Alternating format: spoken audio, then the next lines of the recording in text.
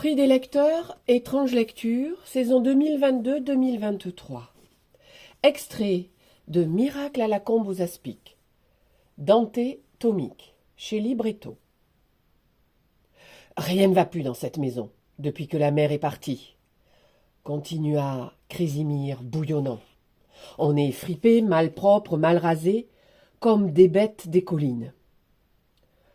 Ce n'est pas une raison pour nous insulter, dit son père à voix basse.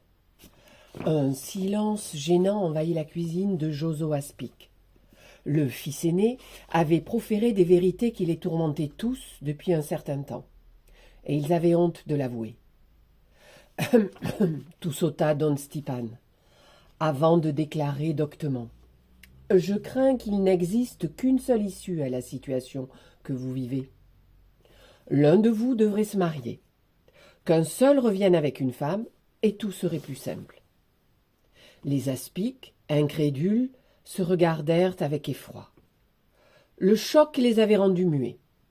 Branimir éclata d'un rire nerveux, mais se tut, en comprenant que personne n'avait envie de plaisanter. Aucun d'entre eux ne s'attendait à ce que le curé profère de telles horreurs. Personne, excepté Crésimir, qui, les yeux perdus dans le vide, ramassait du bout des doigts les miettes sur la table.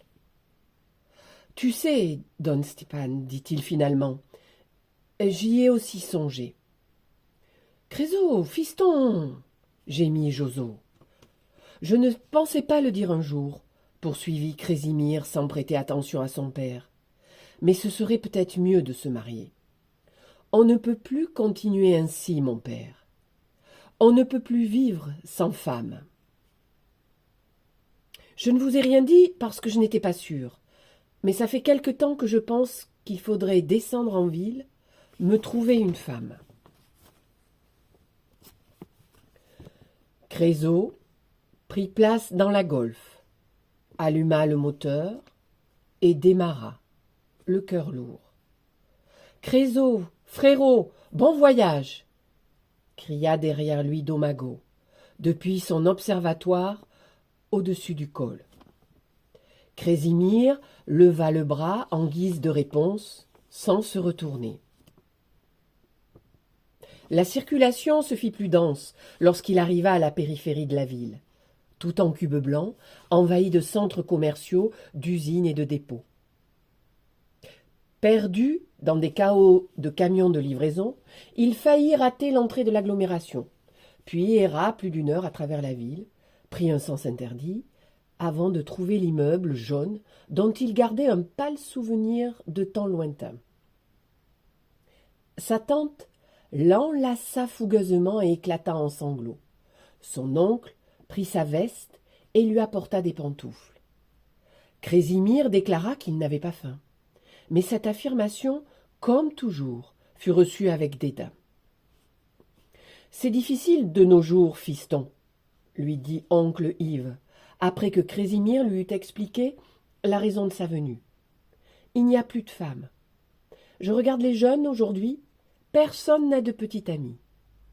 Il y a pénurie, même ici, en ville. » À dire la vérité, hésita Crésimir.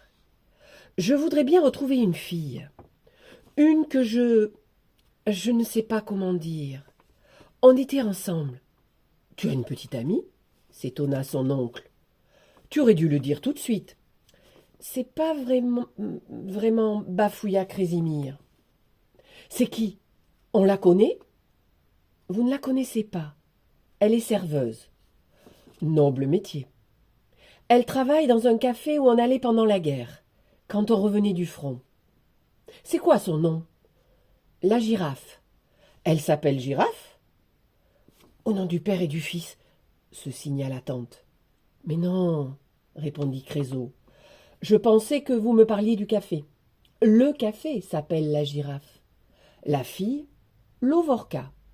Elle vous plairait. Une fille plutôt grande, charpentée. Elle a les yeux bleus. Les plus beaux yeux du monde, dit la tante enchantée. Tu l'as appelée ? Elle sait que tu viens ? Demanda l'oncle. Ça fait un certain temps qu'on ne s'est pas téléphoné. On se voyait, comme je vous l'ai dit, à l'époque. Pendant la guerre, l'interrompit l'oncle. Et il y a 15 ans? Bah, ça fait pas 15 ans. Fiston, ce n'est pas beaucoup moins, dit l'oncle alarmiste. Vous vous êtes revus depuis ce temps-là. Crésimir fit non de la tête. L'oncle et la tante se jetèrent un regard inquiet. Ça ne fait rien. J'aimerais la retrouver. Elle est... comment dire? Elle est restée dans mon cœur. Mon amour, s'émut la tante, on la retrouvera. On la retrouvera, la bétasse, même si on doit la chercher au Costa Rica.